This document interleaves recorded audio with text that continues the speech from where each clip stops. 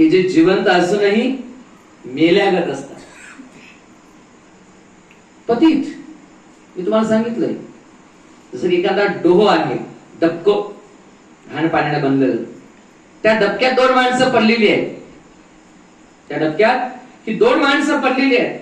आता यापैकी एखाद्याच्या पुढे काहीतरी आदर्श असतो आणि एखाद्याच्या पुढे काहीच आदर्श नसतो. ज्यांच्या पुढे काही आदर्श असतो त्याला कळतंय की आपण डबक्यात पडलेलो आहोत, आणि म्हणून तो काय करतो की त्या डबक्यातून बाहेर पडण्याचा प्रयत्न करतो. ज्यांच्या पुढे काही आदर्श असतो, आणि ज्याच्या पुढे काही आदर्श नसते त्याला हे कळतच नाही की आपण डबक्यात पडलेलो आहोत. आणि मग तिथं पडलाय तो मस्त तिथेच पडून राहतो, निवांत वाटते त्याला तिथे. त्याच्या पुढे कोणताही आदर्श नसतो. आदर्श पुढे नसल्यामुळे तो त्याच्यातून बाहेर येतच नाही. आता जसं हे डबकं कशाला म्हटलं भगवंताने, हे संसार एक डबकं आहे, हे संसार एक डोह आहे, आणि या संसारामध्ये दोन्ही प्रकारचे माणसं पडलेले आहेत. ज्यांच्या समोर काही आदर्श आहे असाही या संसारामध्ये पडलाय, आणि ज्यांच्या समोर काही आदर्श नाही असाही या संसारामध्ये पडलाय. पण ज्यांच्या पुढे काही ध्येय आणि उद्दिष्ट आदर्श आहे असा माणूस या संसारामध्ये राहून सुद्धा संसारातून बाहेर पडण्याचा प्रयत्न करतो. अनेक लोक आपण पाहतो संसार तर करतातच, पण संसारात राहून संसार यशस्वी करून सुद्धा समाजाचं, लोकांचं, धम्माचं, परिवाराचं, अपतिष्ठांचं कामही ते करतात.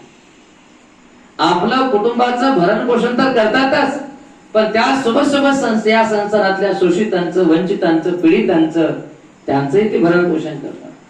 आपल्या स्वतःचं जीवनमान तर ते उंचावतातच, परंतु आपल्या सोबत आपल्या खानदानातील, आपल्या परिवारातील, आपल्या अपतिष्ठातील लोकांचंही राहणीमान, जीवनमान ते उंचावतात. का? कारण ते संसारामध्ये जरी पडलेले असले पण त्या संसारातून ते बाहेर मुंडकं काढून ते काहीतरी करण्याचा प्रयत्न करतात, कारण त्यांच्या पुढे काहीतरी आदर्श असतो. पण ज्यांच्याकडे काही आदर्श नाही ते लोक या डोक्यात पडलेले असतात. त्याला आपल्या बायको पुढे बाकी काही दिसत नाही, आणि तिला आपल्या नवऱ्या पुढे काही दिसत नाही. आपली ड्युटी, आपलं घर, आपलं सुख, आपलं दुकान, आपलेच लेकर, याच्या पलीकडे तो कोणाचाच विचार करत नाही. त्याला काही समजच नाही. माझं घर म्हणजे माझं विश्व आहे म्हणतो, माझं ड्युटी म्हणजे माझी सगळं काय आहे म्हणतो. तो त्याच्यातच राहतो, गुंतून पडतो. तो कधीच बाहेर जाऊ देत नाही, तो कधीच पुढे जाण्याचा प्रयत्न करत नाही. तो तिथं चिटकून राहतो. एक आमचे हिंगोली चौकाचं काय आदर्श कॉलेजमध्ये शिक्षक आहे, ते कोणी आयुष्यामध्ये कधीच सुट्टी घेतली नाही, कधीच नाही. मी म्हणतो सर काय करता, असं मला सुट्ट्या एवढ्या मोठ्या असतात, सुट्ट्या ठेवून काय करता, असं तसं. नाही, कुठे गेलं तर लगेच पहिलं वेळेच्या आत शाळेमध्ये हजर. 10ला शाळा तर 9:30 मग हजर. आणि रविवारी दिवशी पण कधी कधी जाऊन तिथे यायचा. अरे बाबा काय एवढं पडलं त्याच्यामध्ये, कोणी मेले तर मातीला जाऊन परत दुपारी जॉईन करायचा पुन्हा. कधीच नाही. कधी म्हणते घरी गेले तर फक्त जेवायला, जेव्हा मी येईल तर त्यावेळेला फक्त 10-20 मिनिटं यायचं, झालं जेवण की लगेच माझ्या अगोदर काढून बसला की पुन्हा. काय सगळे. आणि एक वेळा असे आले की त्या शाळेमध्येच काहीतरी काम करताना, पंखा काढताना काहीतरी वरून जे माणूस रप्पन पडला, ती गुडघ्याची वाटीच फुटली. आणि मग डॉक्टरने सांगितलं 3 महिने बेड रेस्ट.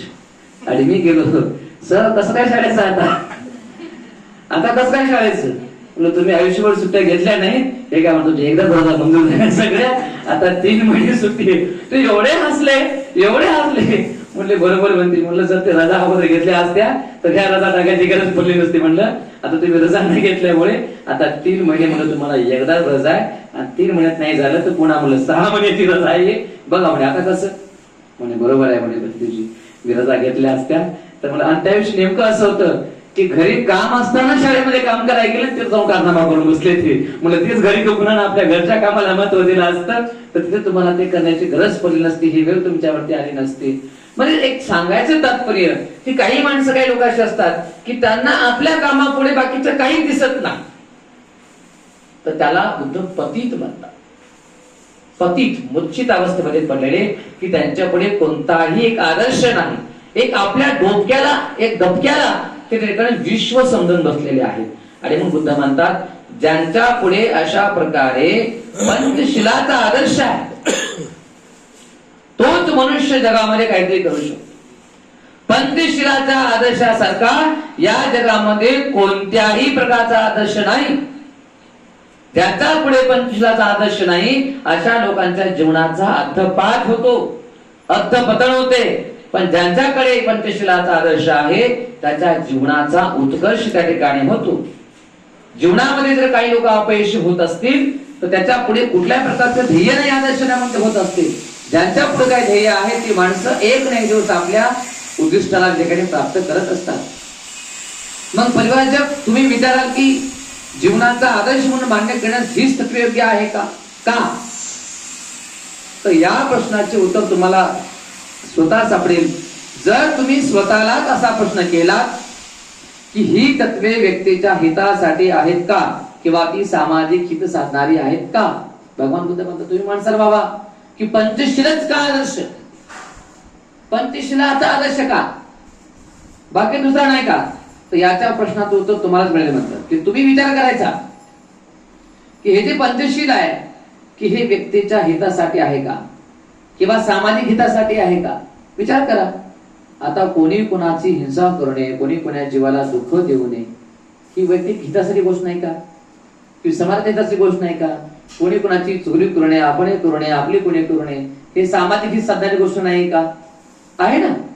कोणी व्यभिचार करू नये, शिलाचं आचरण करावं, कोणी लबाडी करू नये, कोणी खोटे बोलू नये, कोणी शपथ करू नये, याच्यामध्ये कोणाचं वाईट आहे का? आपण आपलं वैयक्तिक वाईट आहे का? पण समाजाचं वाईट आहे का? मग जर नसेल तर ही गोष्टच म्हणजे आपल्यासाठी एक आदर्श आहे। जर या प्रश्नांना तुमची उत्तरे होकारात्मक असतील तर माझ्या विशुद्धी मार्गाची तत्वे जीवनाचा खरा आदर्श म्हणून मान्यता मिळवण्यास लायक आहेत, ती त्यावरून सिद्ध होईल।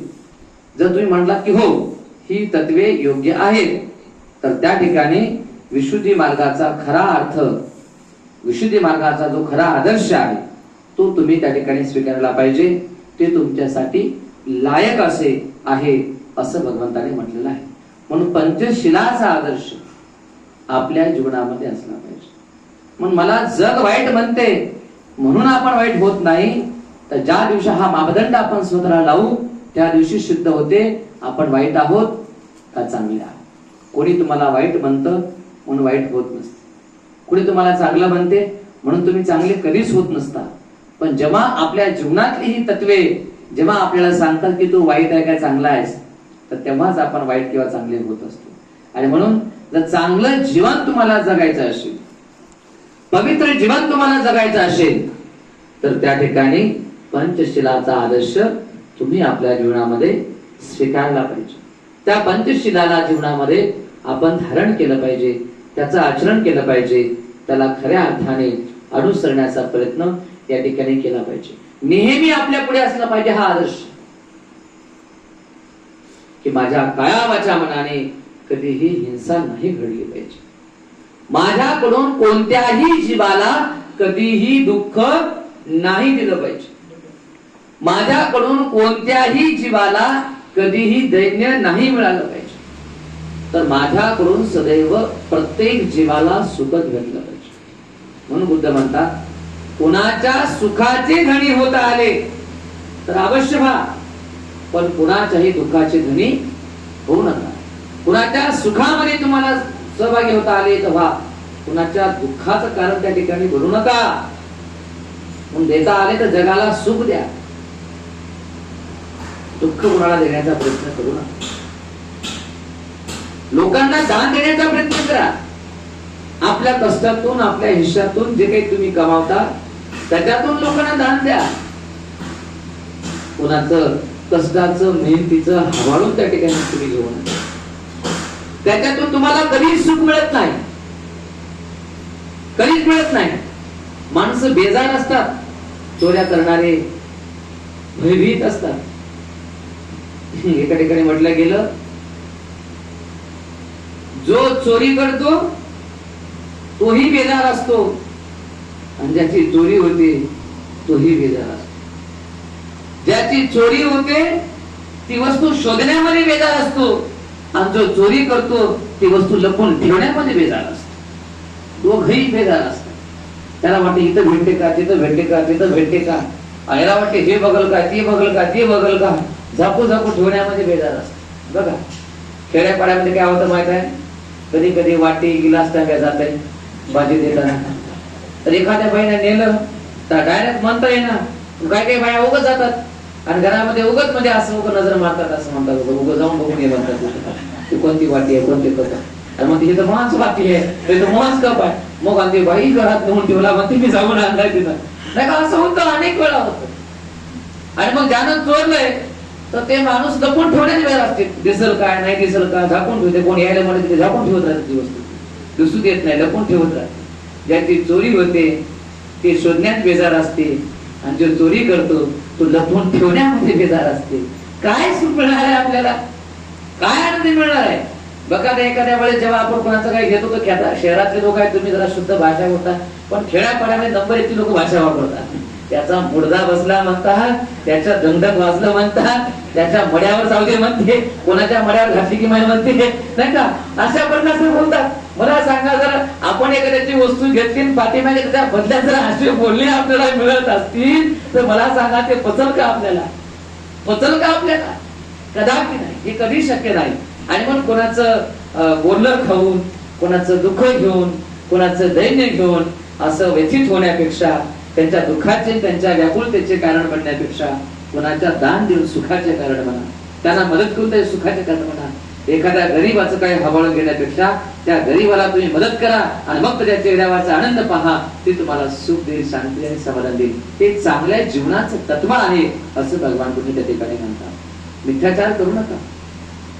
काम तृष्णा जी आहे, तृष्णा ही आग आहे म्हणले बुद्ध.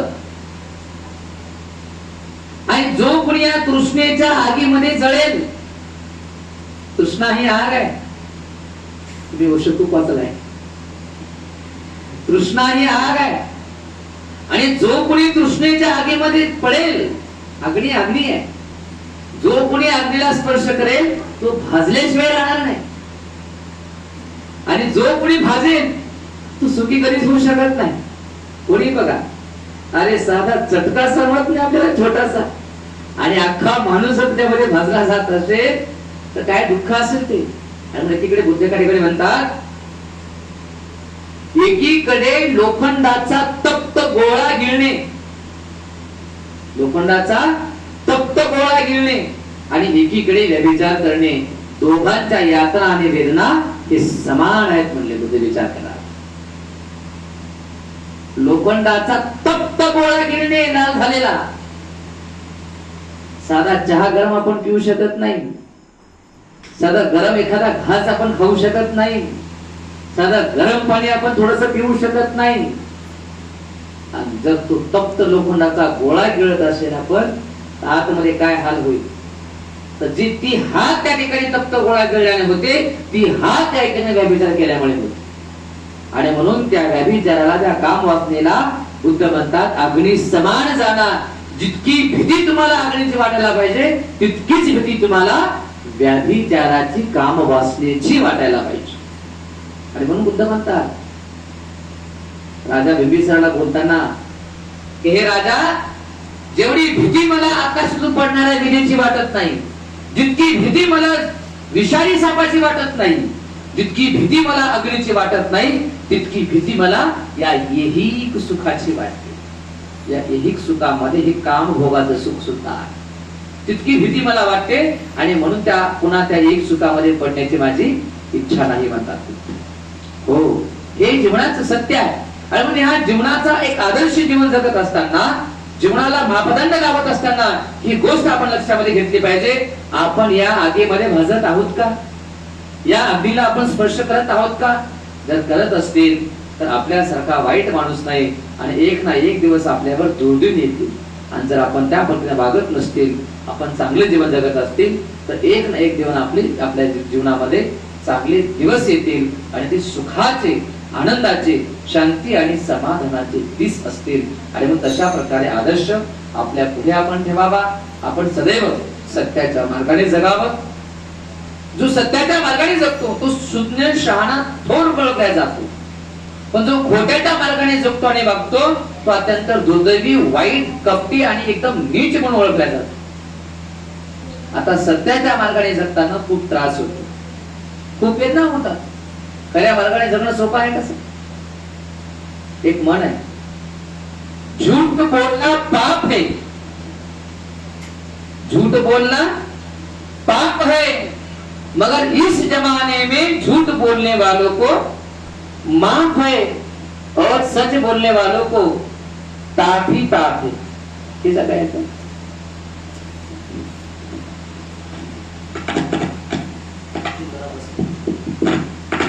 झूठ बोलना पाप है, झूठ बोलना पाप है, मगर इस जमाने में झूठ बोलने वालों को माफ है और सच बोलने वालों को ताप ही ताप है. खऱ्याचं खोट, लबाडाचं तोंड लय मोठ. आज अशी परिस्थिती आहे. जो कोणी वरवर बोलतो, जी जी हाजी करतो ना, त्यालाच लोक चांगलं म्हणतात. पण जो खरं बोलतो ते कडू असते, सत्य कटू असते म्हणतात. ते लोकाला पचत नाही, ते लोकाला रुचत नाही आणि मग त्रास होतो. खरं मार्गाने जगणाऱ्या माणसाला त्रास होतो, त्याला वेदना होतात, त्याला निवडावं लागतं, त्याला खूप काही सहन करावं लागतं. पण ते त्याने सहन केलं पाहिजे, ते त्याने सहन केलं पाहिजे. कारण शेवटी विजय त्याचाच होतो. हिंदीमध्ये एक म्हण आहे, बेडला माझा हिंदी विषय होता, सत्य परेशान हो सकता है मगर पराजित कभी नहीं. सत्याच्या मार्गाने जगणारी माणसं बेजार होतात बेजार, पण शेवटी विजय सत्याचाच होतो. म्हणून भगवान बुद्ध म्हणतात, आपण जीवनामध्ये नेहमी सत्याचा आधार घेतला पाहिजे, सत्याची कास धरली पाहिजे. सत्य तेच बोलावं, सत्य तेच वागावं, सत्य तेच स्वीकारावं. खोट्याचा आधार घेऊ नये. लक्षात ठेवा, खोट्याचा आधार लय दिवस राहत नाही, लय लांब राहत नाही. तो मध्येच सोडत असतो साथ आपली. बघा, दोन मित्र आहेत समजा, चोरी करू लागले आणि पळायला लागले आणि मागे पोलीस लागले आणि समजा एखादा पडला यातला, तर जो सोबती आहे ना, तो थांबत नाही, तो थांबत नाही, पकडला पकडले म्हणते, आपण सुटा पहिलं. बघा, ज्या खोट्या कपटी लोकांच्या सोबतीला आपण राहतो ते शेवट पण सोबत असतात का आपल्या? कदापि नाही. ते आपले मधीच साथ सोडतात. म्हणून बघा तुम्ही, जेही लबाड लोक असतात, जे खोटारडे असतात, आज आपण बघा राजकारणात ते चालते, समाजकारणात ते चालते, शैक्षणिक ते चालतंय, या सगळ्या क्षेत्रात ते चालत आहे. खोटे माणसं कधी तुम्हाला सोडून जातील सांगता येत नाही. आज बघा राजकीय पक्षाची पण देशामध्ये ती झालाय. कधी कोण कोणत्या रात्री कोणाला सोडून जाईल, कोण कोणत्या पक्षामध्ये कधी कुठं घुसल, कधी कुठं पक्ष प्रवेश सांगता येत नाही. कारण सत्याच्या मार्गाने जगत असताना या कधी अडचणीत नसतात, पण खोट्या मार्गाने जगताना कधी तो मार्ग बदलावाच लागतो. आणि म्हणून खोट्याची संगत तुम्हाला शेवटपर्यंत साथ देऊ शकत नाही. म्हणून खरे जे असेल, खरी संगत तुम्हाला शेवटपर्यंत सोडत नाही. ते म्हणते, सरो या मरो, साथ जिएंगे साथ मरेंगे. दोस्ताना सत्य जगणाऱ्या लोकांचा पक्का असतो, निश्चितपणे असतो. आणि म्हणून याचा विचार आपल्या जीवनामध्ये आपण करावा आणि सत्याच्या सन्मार्गाने आपण जगण्याचा प्रयत्न करावा. कधी खोट्या मार्गाने जगू नये, खोटं बोलू नये, खोटं वागू नये. म्हणून बुद्धाचा धर्म काय? सत्य, सत्य आणि अंतिमता ही सत्यच आहे. सत्य तेच बोलायला शिकवतात बुद्ध, सत्य तेच वागायला शिकवतात, सत्याच्या मार्गाने जायला शिकवतात, सत्याचा आधार घ्यायला शिकवतात आणि सत्यालाच आधार द्यायला सुद्धा शिकवतात. म्हणून तुम्ही सुद्धा आपल्या जीवनामध्ये सत्याचा आधार घ्यावा, सत्याला आधार द्यावा, सत्याच्या मार्गाने जगावं, सत्याचं अनुसरण करावं, सत्य तेच बोलावं, सत्य तेच जगावं. हेच बुद्धाचा जीवन मार्ग आहे. हाच चांगल्या जीवनात, हे चांगल्या जीवनाचं तत्व आहे की तुमच्या जीवनामध्ये तुम्ही खरेपणाने किती जगता. बघा, एक उदाहरण म्हणजे सांगायला तुम्हाला सांगतोय.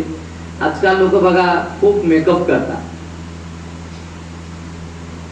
अहो, मेकअप केल्यानंतर स्वतःच्या लेकराला त्याची आई ओळखू येत नाही. आज ही परिस्थिती आणि व्हिडिओ पाहिजे. स्वतःच्या लेकराला स्वतःची आई मेकअप नंतर ओळखू येत नाही. ते म्हणते नाही नाही दुसरी कोण आहे.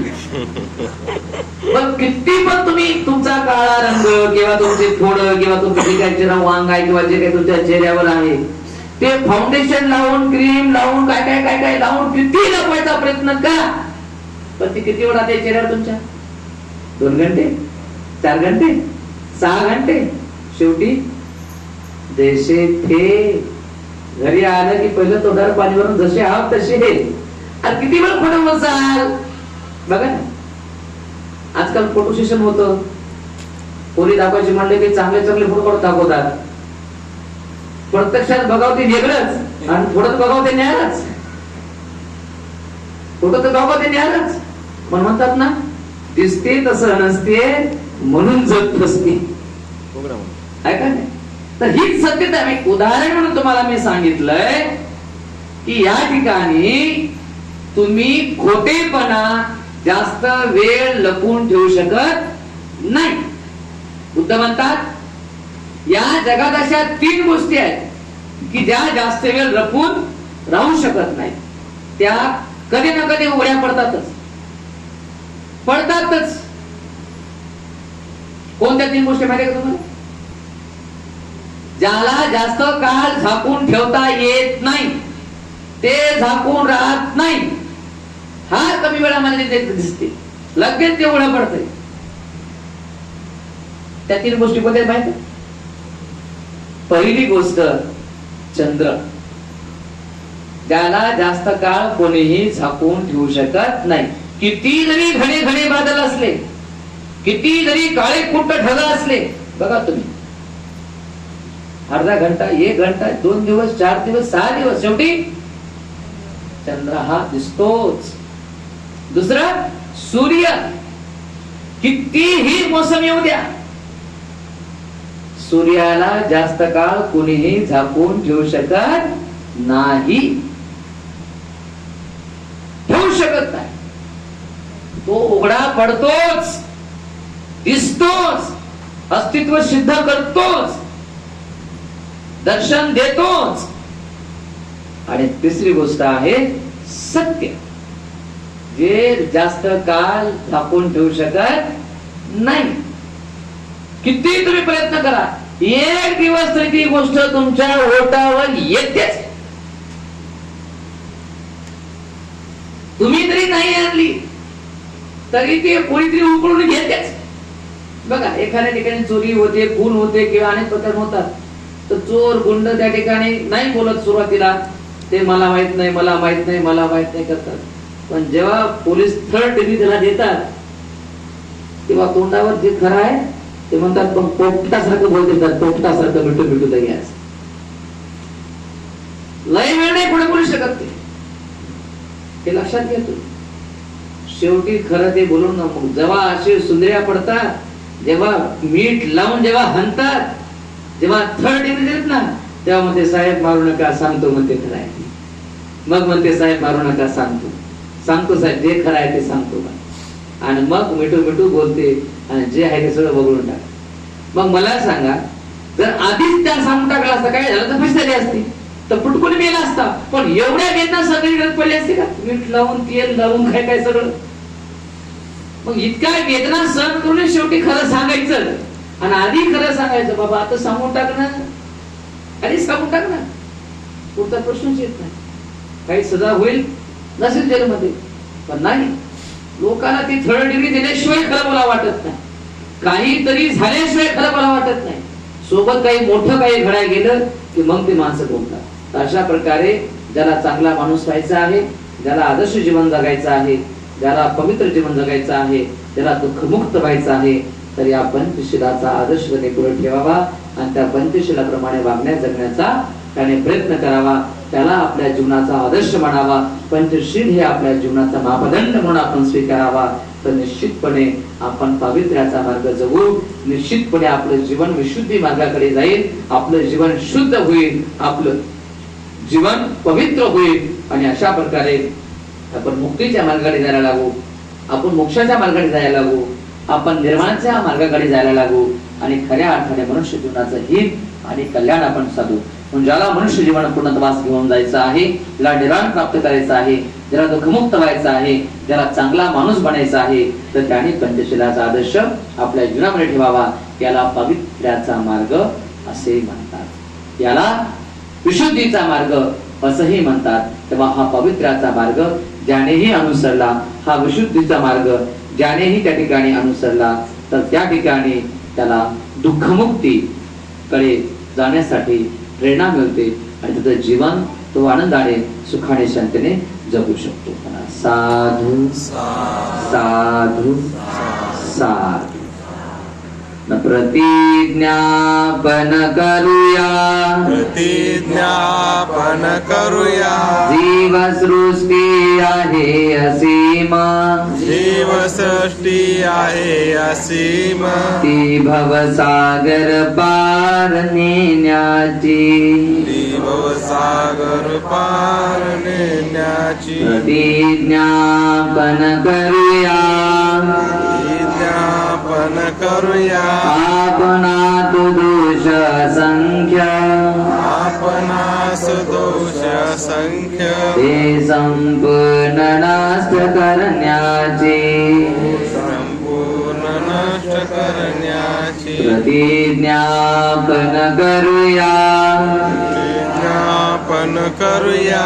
आहेत सत्य अनंत, आहेत सत्य अनंत.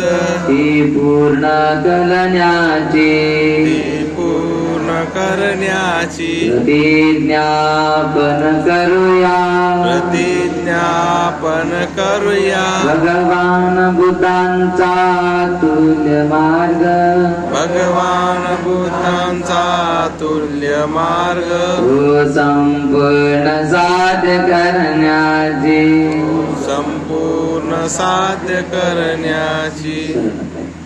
भक्ति में शरणं आयं, बुद्धो में शरणं वरं.